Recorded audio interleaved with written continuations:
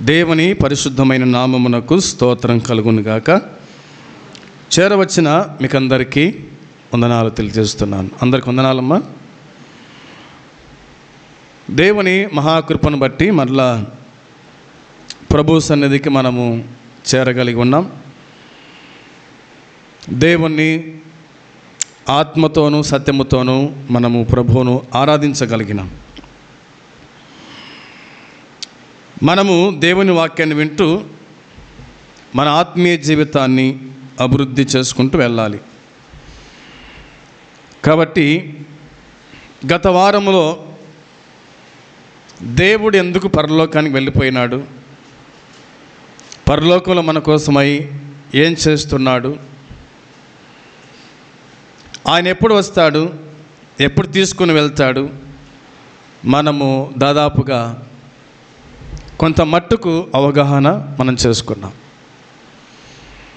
ఈ దినమున పరలోకమునకు ఎవరు వెళ్తారు అనే ఒక అంశం మీద మనం ముందు కొనసాగుదాం. రాస్తారా?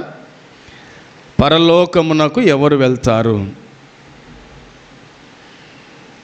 పరలోకమునకు ఎవరు వెళ్తారు, ఎవరు వెళ్ళరు? అనేక మంది పరలోకము పోవడానికి, మోక్షం పోవడానికి ఈ లోకములో చాలా ప్రయత్నాలు చేస్తూ ఉన్నారు. దాన ధర్మాలు చేస్తూ ఉన్నారు, తీర్థయాత్రలు తిరుగుతూ ఉన్నారు. గోదానము, నేత్రదానము, భూదానము, రక్తదానము అనేకములు చేస్తూ ఉన్నారు, దాన ధర్మాలు చేస్తూ ఉన్నారు. మోక్షానికి పోవడము అంత సులువు కాదు. దాన ధర్మాల వల్ల, తీర్థయాత్రల వల్ల ఎవడు మోక్షం చేరలేడు. మోక్షం చేరాలంటే, పరలోకం చేరాలంటే మన ప్రభు అయిన యేసుక్రీస్తు ఈ భూమి మీద ఉన్నప్పుడు ఆయన చెప్పిన మాటను మనము ఈ సమయంలో విని గ్రహించుదాం. యోహాను సువార్త 3వ అధ్యాయము 3వ వచనము చదువుదాం. యోహాను సువార్త 3వ అధ్యాయము 3వ వచనము చదువుదాం. అందుకు యేసు అతనితో, ఒకడు క్రొత్తగా జన్మిస్తేనే కానీ అతడు దేవుని రాజ్యమును చూడలేడని మీతో నిశ్చయముగా చెప్పుచున్నాను నేను. చాలు. చదవబడిన లేఖన భాగం నిమిత్తమై చిన్న మాట మనం ప్రార్థన చేసుకుందాం. ప్రేమగల తండ్రి, పరిశుద్ధుడవైన దేవ, మీ పాదములకు వందనాలు, స్తోత్రములు, స్తుతులు చెల్లించుకుంటున్నాం. పరలోకమునకు ఎవరు వెలుదురు అనేటువంటి ఈ ప్రశ్నతో దేవా మమ్మల్ని ముందుకు నడిపించండి. ఇవి మీ మాటలు మీరు చెప్పారు, మేము కూడా అర్థం చేసుకొని పరలోక రాజ్యంలో ప్రవేశించాలంటే మేము ఏం చేయాలో ఈ లోకం ఉండగా మీరే బోధించు నాయన, సహాయం చేయండి, కృప చూపించండి. మా జ్ఞానం సరిపోదు, మా ఆలోచన సరిపోదు. మీ జ్ఞానముతో నింపి మీ ఆలోచన మాకు దయచేయండి. నీ చిత్తమేందో ఎరిగి ఉండి ఈ విశ్వాస జీవిత యాత్రలో ముందు కొనసాగే భాగ్యం దయచేయమని మీకు అప్పగించుకుంటూ యేసుక్రీస్తు పరిశుద్ధమైన నామంలోని ప్రార్థించి వేడుకుంటున్నాము తండ్రి, ఆమేన్. మనము పరలోకం పోవాలంటే, దేవుని రాజ్యం పోవాలంటే ఏమి చేయాలంట? ఒకడు క్రొత్తగా జన్మిస్తేనే కానీ అతడు దేవుని రాజ్యములో చూడలేడు. దేవుని రాజ్యము చూడాలి.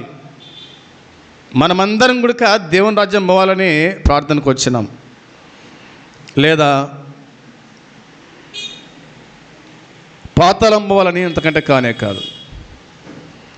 మనమందరం కూడా దేవుని రాజ్యం పోవాలని ఇక్కడికి వచ్చినాం, అంతే కదా?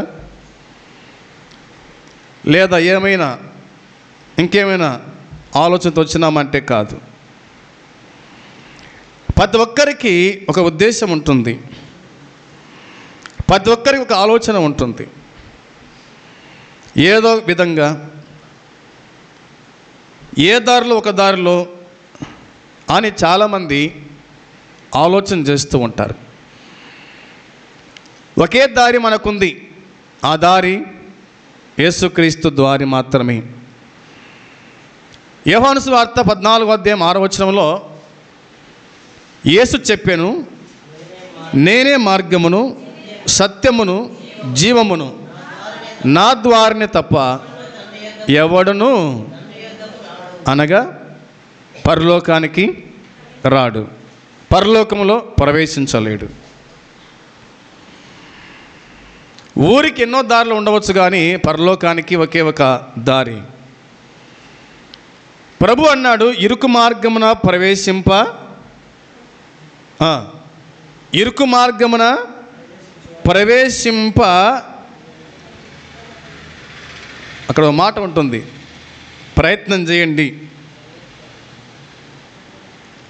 ఇరుకు మార్గము గుండా వెళ్తే విశాల మార్గం వస్తుంది, విశాల మార్గంలో వెళ్తే ఇరుకు మార్గము వస్తుంది. కాబట్టి ఇరుకు మార్గమున ప్రవేశింప చూచువారు తక్కువ అని. విశాల మార్గములో అనేకులు వెళ్తారు, ఇరుకు మార్గం ఎవరికి ఇష్టం ఉండదు. రక్షణ పొంది మారు మనసు పొంది పాపాలు చేయకుండా నీతిగా పరిశుద్ధంగా యథార్థంగా బతకమంటే మాతో ఏడైతుంది లెబ్బా అంటారు. ఇంత క్లిష్టంగా ఇంత పథ్యమా మాతో కాదులే అనే వాళ్ళు లోకంలో ఎంతమంది ఉన్నారు. పథ్యం ఉంటే రోగం బాగా అవుతూ ఉంది, పథ్యము లేకపోతే రోగము ఎక్కువ అవుతూ ఉంది. పసిరికలు అయినాయి అనుకోండి, దానికి పథ్యం అవసరం. నేను పథ్యం ఉండను అన్ని తింటా అంటే కనుక ఇంకా పొద్దుగాలగానే తొందరగానే పోతాం, అంతేం లేదు. ఒక ఆమె ఫోన్ చేస్తుంది, మాత్రలు అయిపోయినాయి లేదో అన్న, చికెన్ తినొచ్చునా మటన్ తినొచ్చునా అని. ఏం అంతలోకని పథ్యము మనిషికి ఆరోగ్యాన్ని ఇస్తూ ఉంది. చాలామంది పథ్యము లేక పలు విధాల బాధలు ఇబ్బందులు పడుతూ ఉన్నారు. సోదరులారా, మనం పరలోక రాజ్యం చేరాలంటే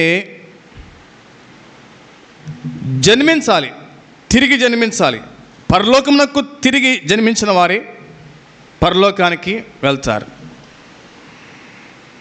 మన ప్రభు అయిన యేసుక్రీస్తు చెప్పిన మాట అదే కదా, ఒకడు కొత్తగా జన్మిస్తేనే కానీ అతడు దేవుని రాజ్యము చూడలేడని నిత్యముగా మీతో చెప్పుచున్నాను.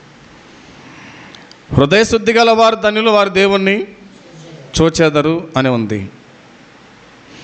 పరిశుద్ధత లేకుండా ఎవడు ప్రభువును చూడలేడు అనే దేవుని వాక్యం చెబుతూ ఉంది. విశ్వాసం లేకుండా ఎవడు దేవునికి ఇష్టడై ఉంటా అసాధ్యమని దేవుని వాక్యం చెబుతుంది. కాబట్టి క్రొత్తగా జన్మించిన వాడు మాత్రమే దేవుని రాజ్యాన్ని చూస్తాడు. క్రైస్తవ విశ్వాస మూల సిద్ధాంతంలో ఒకటైన నూతన జన్మ. నూతన జన్మ ఏమిటి? నూతన జన్మ ఏమిటి? నూతన జన్మ అంటే దేవుని వాక్యం చెబుతూ ఉంది.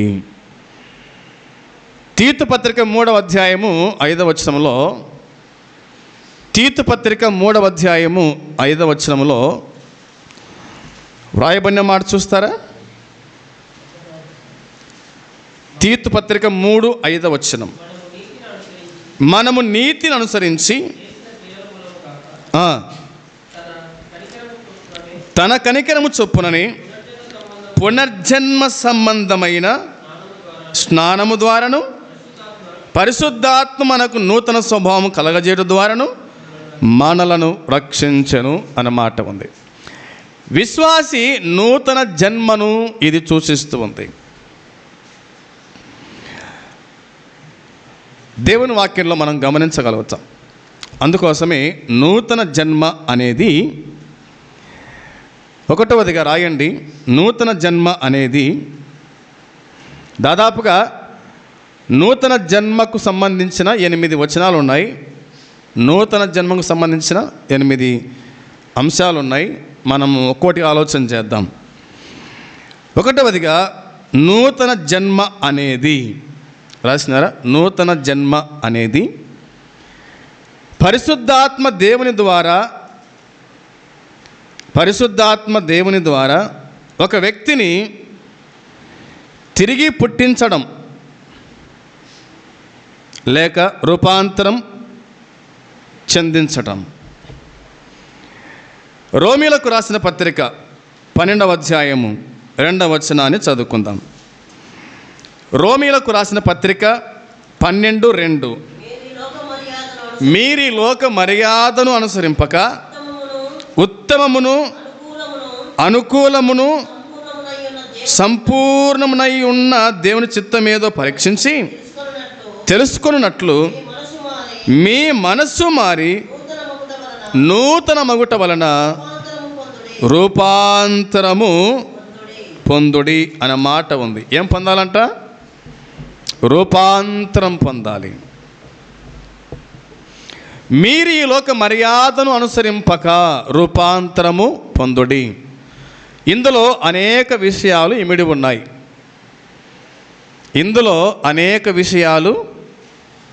ఉన్నాయి. మీరు ఈ లోక మర్యాదను అనుసరింపక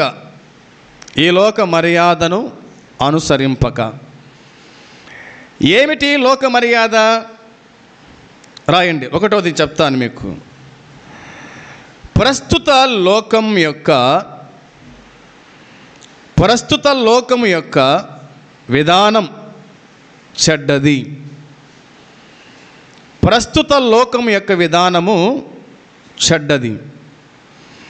ఇది సాతాను పాలన క్రింద ఉన్నదని మనము గ్రహించేవారుగా ఉండాలి. ప్రస్తుత లోకం యొక్క విధానము చెడ్డది. ఇది సాతాను పాలన క్రింద ఉంది. దీన్ని విశ్వాసులైన వారు ఏం చేయాలా? గ్రహించేవారుగా ఉండాలి. యోహాను సువార్త 12:31. యోహాను సువార్త 12వ అధ్యాయము 31వ వచనం చదువుదాం. ఇప్పుడు ఈ లోకమునకు ఏం జరుగుతుందంట? తీర్పు జరుగుచు ఉన్నది. ఇప్పుడు ఈ లోకాధికారి బయటకు త్రోసివేయబడును అని దేవుని వాక్యం చెబుతూ ఉంది. ఇప్పుడు ఈ లోకమునకు తీర్పు జరుగుచు ఉంది అని దేవుని వాక్యం చెబుతూ ఉంది. తీర్పు జరుగుతూ ఉంది. దేనికి తీర్పు? లోకమునకు తీర్పు జరుగుతూ ఉంది. ఇప్పుడు ఈ లోక అధికారి ఎవరు? లోకాధికారి సాతాను. ఈ లోకమంతా కూడా ఎవరి చేతిలో ఉంది? ఇప్పుడు సాతాను చేతిలో ఉంది. మత్తయి సువార్త 4వ అధ్యాయంలో ఏమన్నాడు అపవాది ప్రభుతో? ఈ లోక రాజ్యాలన్నీ కూడా నావి అన్నాడా? 4వ అధ్యాయంలో ఏముంది? మత్తయి సువార్త 4వ అధ్యాయము వచనం చూడండి. శోధకుడు ఆయన ఎద్దకు వచ్చి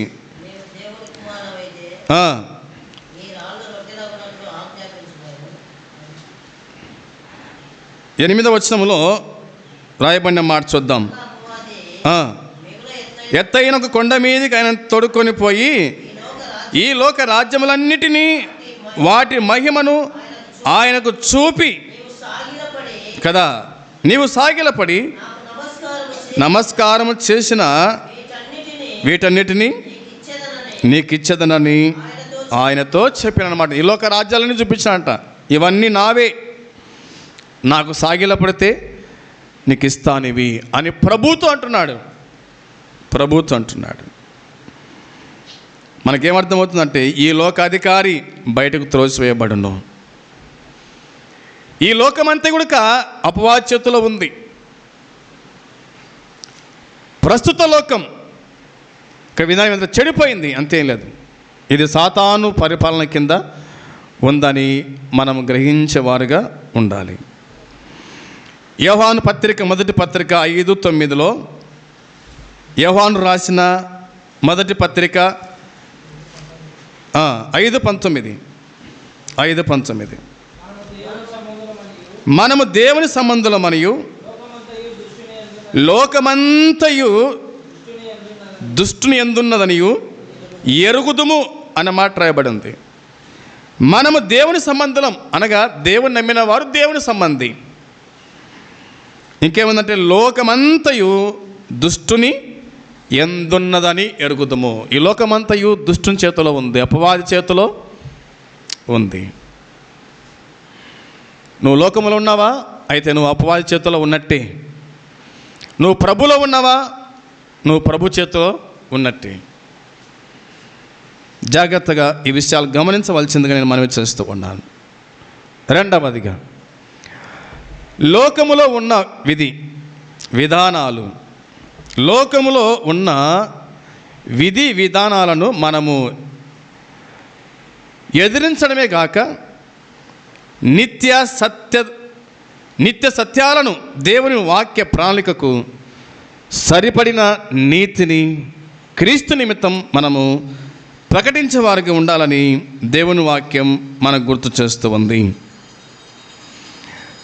అపోస్తలుడైన పౌలు కొరింథీయులకు రాసిన మొదటి పత్రిక 7వ అధ్యాయం చూడండి, 17వ వచనం.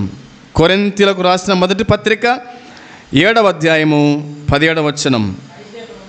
అయితే ప్రభువు ప్రతివానికి ఏ స్థితిని నియమించనో, దేవుడు ప్రతివానిని ఏ స్థితి యందు పిలిచెనో ఆ స్థితి యందే నడుచుకొనవలెను. ఈ ప్రకారమే సంఘమన్నింటిలో నియమించుచు ఉన్నాను అనే మాట వ్రాయబడింది. 24వ వచనం కూడా చూడండి. సహోదరులారా, ప్రతి మనుషుడును ఏ స్థితిలో పిలువబడునో ఆ స్థితిలోనే దేవునితో సహవాసము కలిగి ఉండవలెను. దేవునితో సహవాసం. దేవుని పిల్లలు దేవునితో సహవాసము చేయాల. జ్ఞానుల సహవాసం చేయవాడు జ్ఞానము గలవాడు అవుతాడు. మూర్ఖునితో సహవాసం చేయవాడు మూర్ఖుడవుతాడు. దేవునితో సహవాసం చేసేవాడు దేవుని కుమారుడు అవుతాడు. నీ సహవాసం ఎవరితో? మన సహవాసం ఎవరితో ఉంది? దేవుని వాక్యం చెప్తున్నమాట. సహోదరులారా, ప్రతి మనుషుడును ఏ స్థితిలో పిలువబడినో ఆ స్థితిలోనే దేవునితో సహవాసం కలిగి ఉండాలి. దేవునితో సంబంధం కలిగి ఉండాలి. దేవునితో సంబంధం కలిగి ఉండాలి. దేవునితో సంబంధం ఉందా? అపవాదితో సంబంధం ఉందా? ఎవరితో సహవాసం చేస్తున్నాం? ఎవరితో సంబంధం కలిగి ఉన్నాం?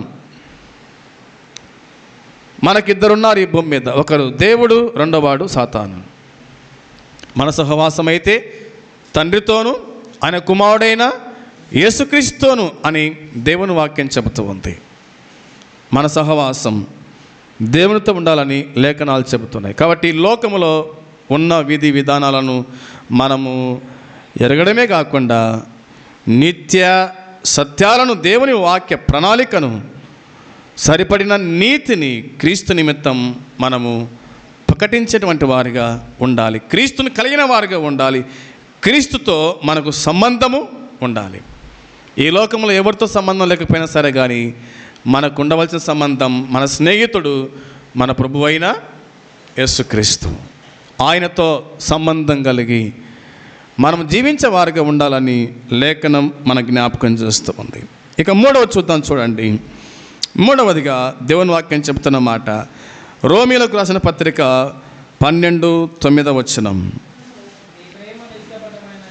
మీ ప్రేమ నిష్కపటమైనదై ఉండవలెను, చెడ్డదాన్ని అసహించుకొని మంచి దానిని హత్తుకొని ఉండండి అని దేవుని వాక్యం చెబుతుంది. మూడవదిగా ఇలాగ రాయండి, మనము దుర్నీతిని ద్వేషించాలి, నీతిని ప్రేమించాలా.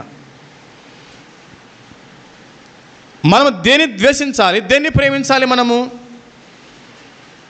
దేవుని వాక్యం చెబుతున్న మాట, మనము దుర్నీతిని ద్వేషించాలి, నీతిని ప్రేమించేవారుగా ఉండాలి.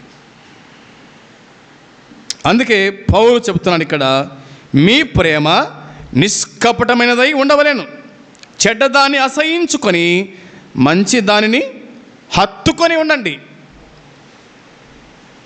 చెడ్డది అసహించుకోవాలి. అది చెడ్డది ఏదైనా కావచ్చు. మంచిదేమిటి?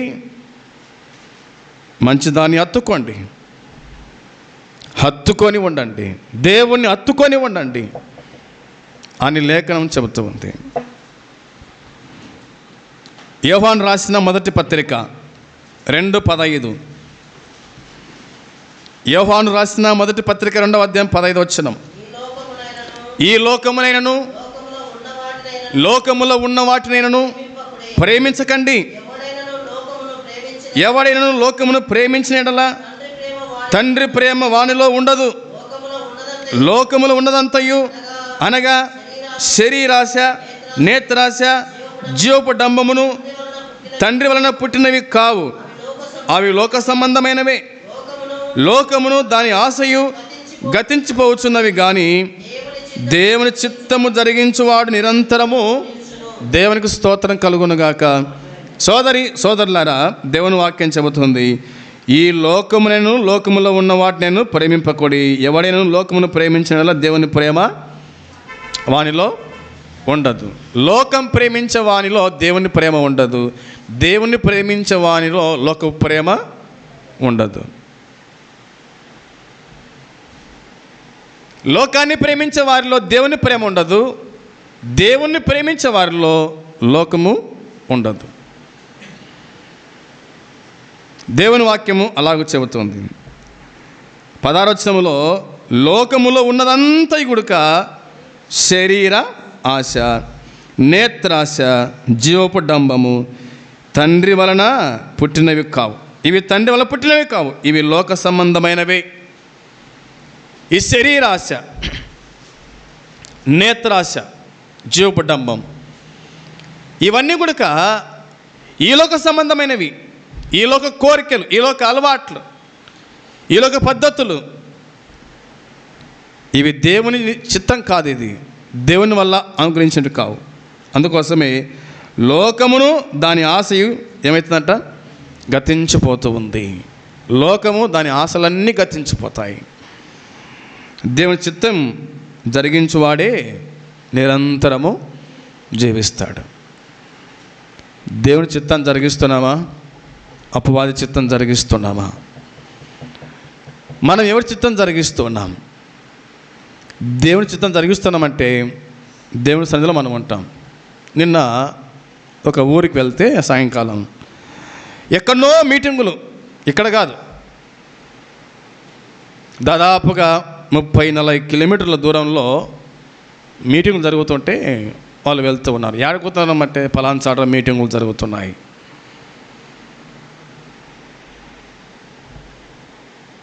దేవుని వాక్యం వినడానికి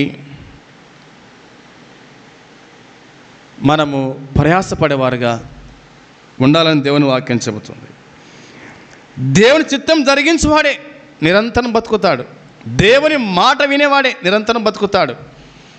దేవుని చిత్తం ప్రకారంగా చేయవాడి నిరంతరము బతుకుతాడు. దేవుని చిత్తం జరిగించకుండా నిరంతరం బతకాలా, నేను దేవుని రాజ్యం పోవాలా అనుకుంటే మాత్రం అది కుదరదు. ఈ నా మాటలు విని వాడు చొప్పున చేయి ప్రతివాడు బండ మీద తన ఇల్లు కట్టుకొనిన బుద్ధిమంతుని పోలి ఉండును. దేవుని మాట విని నిరంతరం బతుకుతాం. ఆయన మాట వినకపోతే నిరంతరము బ్రతకలేం. హెబ్రీ పత్రిక 1వ అధ్యాయము 9వ వచనం. హెబ్రీ పత్రిక 1వ అధ్యాయము 9వ వచనంలో, నీవు నీతిని ప్రేమించితివి, దుర్నీతిని ద్వేషించితివి, అందుచేత దేవుడు నీ తోటి వారి కంటే నిన్ను హెచ్చించునట్లుగా ఆనంద తైలముతో అభిషేకించెను. దేవునికి స్తోత్రం కలుగునుగాక. ఆమేన్. సోదరులారా, వాక్యం చెప్తున్న మాట చూడండి. నీవు నీతిని ప్రేమించితివి, దుర్నీతిని ద్వేషించితివి.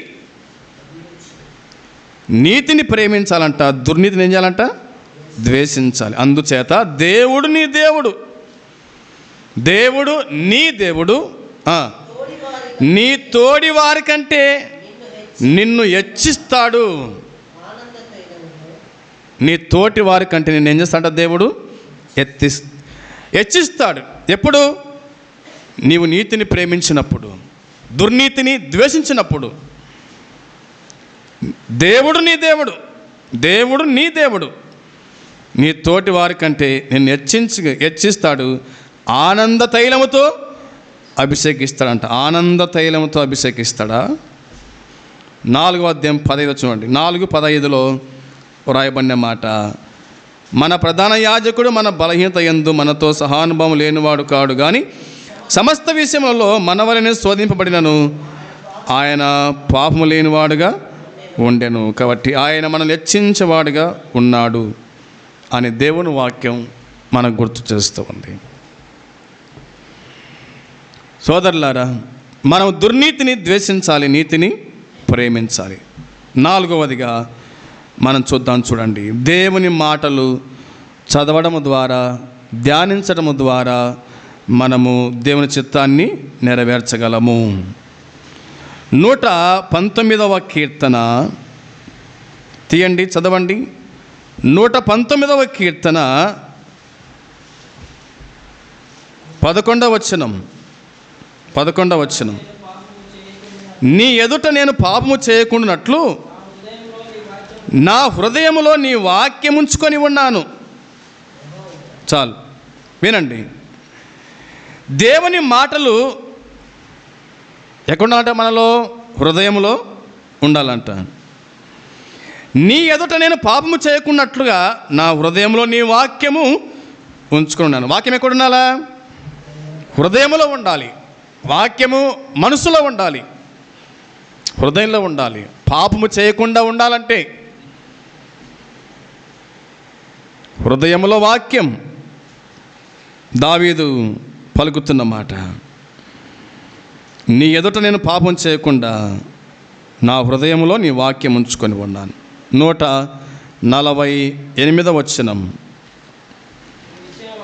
నీవిచ్చిన వాక్యము నేను ధ్యానించుటకై నా కన్నులు రాత్రి జాముల కాకమునిపే తెరుచుకొందును. దేవునికి స్తోత్రం. సోదరులారా, దేవుని వాక్యం చెబుతున్న మాట ఏంటంటే, ఎలాగో చెప్పుకుందాం చూడండి. 147 కూడా చదువుకుందాం. తెల్లవారక మునిపే మొరపెట్టి తిని నీ మాటల మీద నేను ఆశ పెట్టుకొని ఉన్నాను. నీవిచ్చిన వాక్యమును నేను ధ్యానించుటకై నా కన్నులు రాత్రి జాములు కాకమునిపే తెరుచుకొందును. రాత్రి జాములు కాకమునిపే నీవిచ్చిన వాక్యము, నీవిచ్చిన మాట నేను ధ్యానించుటకై నా కన్నులు రాత్రి జాములు కాకమునిపై తెరుచుకొందును. దేవుని వాక్యం చదవడానికి, దేవుని వాక్యం ధ్యానం చేయడానికి, దేవుని వాక్యం హృదయంలో చేర్చుకోవడానికి. ఎప్పుడు మనం బైబిల్ తీసుకుంటున్నాం? ఉదయం లేవగానే బైబిల్ చదువుతున్నారా? రాత్రి జాముల యందు బైబిల్ చదువుకుంటున్నారా? ప్రార్థన చేసుకుంటున్నారా? భోజనానికి ముందు ప్రార్థన చేస్తున్నారా? బైబిల్ చదువుతున్నారా కుటుంబంగా కూర్చొని? మనకంటూ ప్రతిరోజు ఇక్కడ కూడిక ఉంటుంది. మనకు ప్రతిరోజు మందిరంలో ప్రార్థన ఉంటుంది. ఒకవేళ మీకు ఇంటికాడ ఆమోసిగా ఉంటే కనుక, ఒకవేళ చర్చి కాడికి వచ్చి కదా ప్రార్థన, పాటలు, వాక్యం వినాలి ఖచ్చితంగా. లేదు, రాలేని పరిస్థితి ఉంటే కనుక ఇంట్లోనే కుటుంబం అంతా కూర్చొని ప్రార్థన చేసుకొని, పాటలు పాడుకొని, వాక్యం చదువుకొని, ఆ తదుపరి భోజనం, ఆ తదుపరి పడక. ఇవి జరగకపోతే కనుక విశ్వాస జీవితంలో, వాక్యములో మనము బలపడలేము, స్థిరపడలేము. శోధనలు, ఇబ్బందులు, కష్టాలు వచ్చినప్పుడు తొందరగా తొలగిపోతాం. అపవాదికి జయం కలుగుతుంది, దేవునికి అపజయము కలుగుతుంది. దేవుని వాక్యం ప్రేమించండి, దేవుని వాక్యం చదవండి. ఇది దేవుని మాట. బైబిల్ దేవుని గ్రంథం, దేవుని మాట. ఇది దీన్ని పఠించాలి, ధ్యానించాలి, చదవాలి. నీవిచ్చిన వాక్యం నేను ధ్యానించుటకై అని అన్నాడు.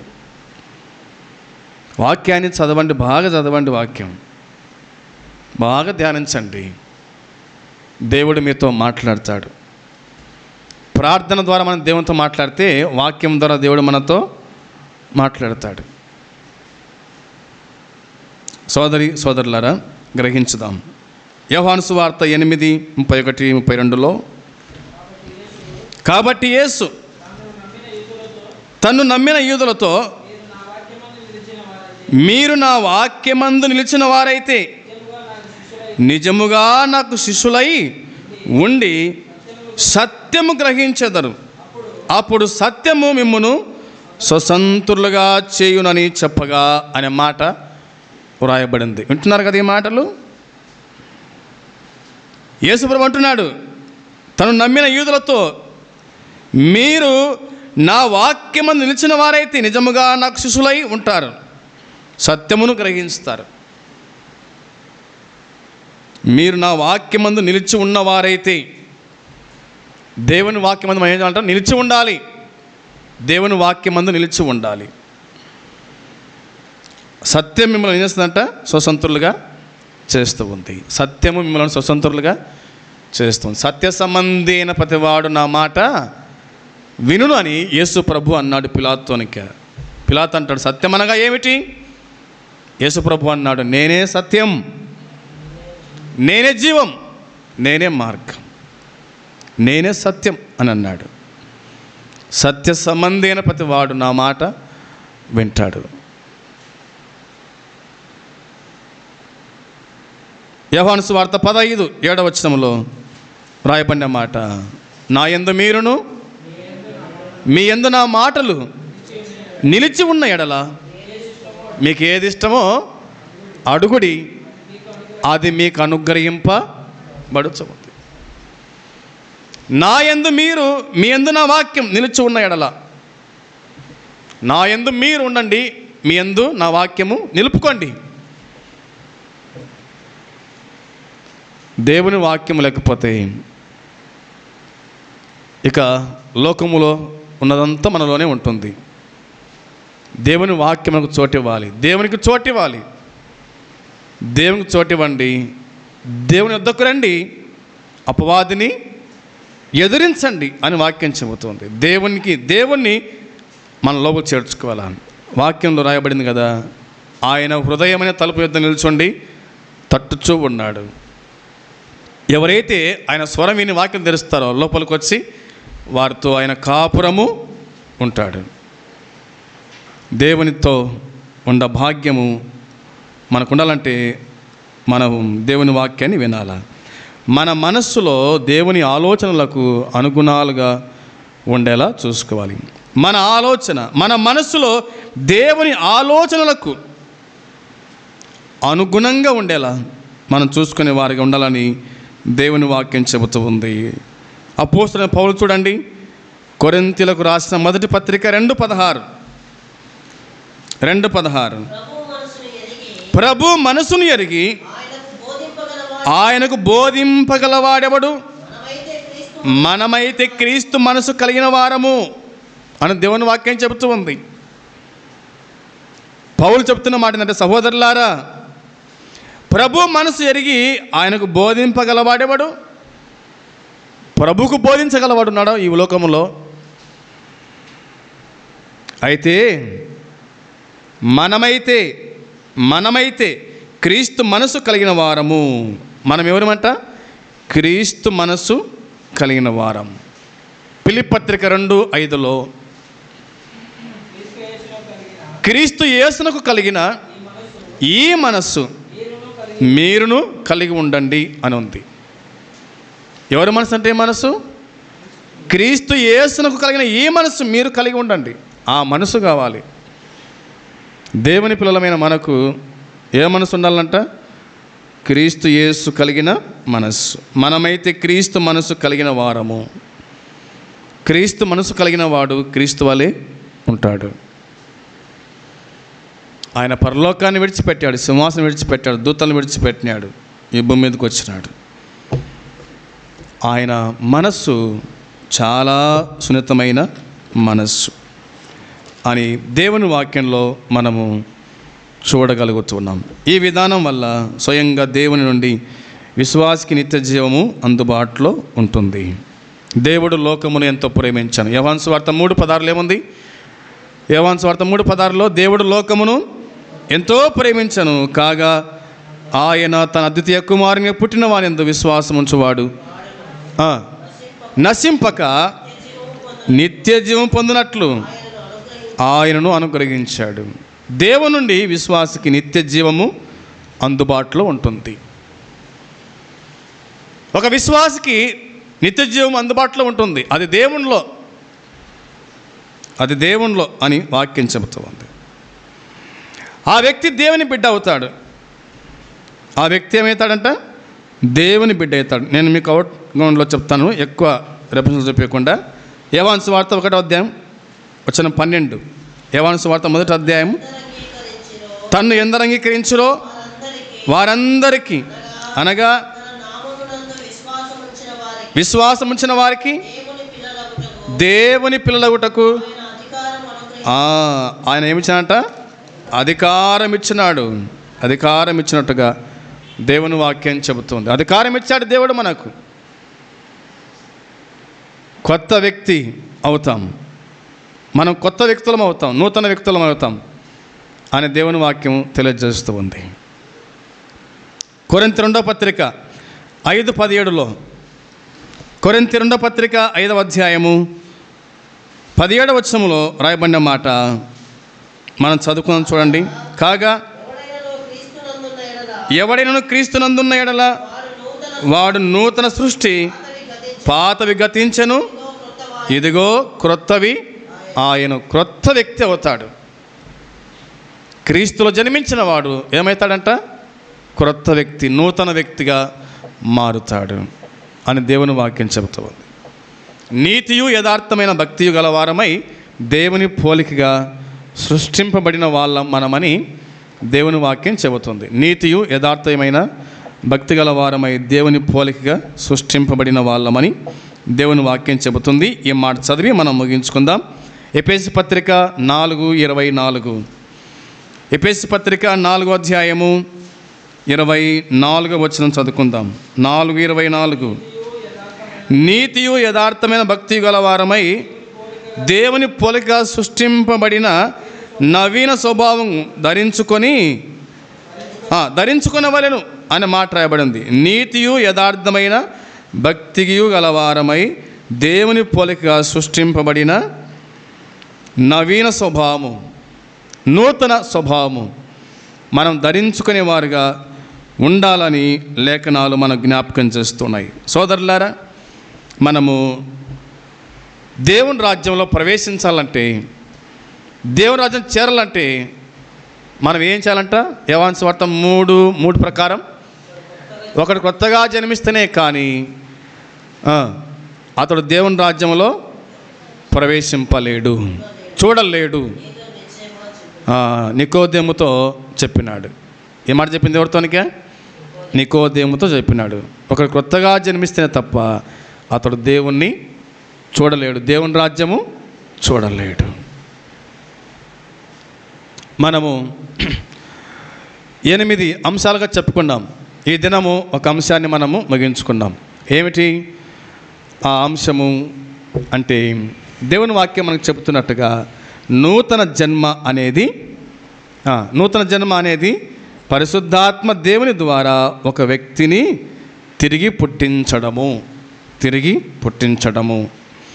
లేక రూపాంతరము చెందచేయడం. మీరు ఈ లోక మర్యాదను అనుసరింపక రూపాంతరం పొందండి అన్నమాట. కాబట్టి మనం ఈ లోక మర్యాద అనుసరింపకుండా మనం రూపాంతరాన్ని పొందుకోవాలి. అనగా దేవుని రూపంలోకి రాబడాలి. దేవుని మనసు కలిగి, దేవుని చిత్తం ఎరిగి ఆ ప్రకారంగా జీవించాలని దేవుని వాక్యం మనకు జ్ఞాపకానికి తీసుకొని వస్తూ ఉంది. మీరు దేవుని యందు విశ్వాసం ఉంచినారా? నూతన జన్మించినారా? అనగా పాత అలవాట్లు మానివేసి, పాత పద్ధతులు మానివేసి నూతనంగా ప్రభువులకు వచ్చితే గనుక మీదే దేవుని రాజ్యం, మీరు దేవుని రాజ్యాన్ని చూడగలుగుతారు. అలాంటి కృప దేవుడు మనకు అనుగ్రహించాలంటే మనము పాపాలన్నీ ఒప్పుకొని విశ్వాసం ఉంచి బాప్తిసం తీసుకొని అక్కడి నుంచి మన ప్రభువులో ఎదిగే వారికి ఉంటే గనుక దేవుని రాజ్యము మనదే. ఆ రాజ్యం చేరాలంటే ఈ లోకములో కొంత పథ్యము ఉండాల్సి ఉంటుంది. ఆ పథ్యం లేకపోతే కనుక దేవుని రాజ్యం మనకు లేదు అన్న సంగతి జ్ఞాపకం చేసుకొని ప్రభు సన్నిధిలో ముందుకు సాగుదాం. తల వంచండి, ప్రార్థన చేసుకుందాం. ప్రేమగల తండ్రి, పరిశుద్ధుడైన దేవ, మీ పాదములకునైనా వందనాలు, స్తోత్రములు, స్తుతులు చెల్లించుకుంటున్నాం. నికోదేముతో మీరు చెప్పిన మాట, ఒకరు క్రొత్తగా జన్మిస్తేనే అతడు దేవుణ్ణి రాజ్యము చూడడం రాయబడిన మాటకి స్తోత్రాలు. ప్రభువా, మీలో జన్మించుటకు మాకిచ్చిన ఈ భాగ్యం నిమిత్తమై స్తోత్రం. నా యందు మీరు, మీ యందు నా మాట నిలిచి ఉన్న ఎడలని చెప్పిన మాటకై స్తోత్రాలు తండ్రి. లోకమును ప్రేమించక, లోకములో ఉన్న వాటిని ప్రేమించక, నిన్ను ప్రేమించి నీ చిత్తాన్ని ఎరిగి నీతో సహవాసము చేసి నీ రాజ్యం చేరే కృప దయచేతండి. జ్ఞాపకం చేసుకుని దర్శించండి.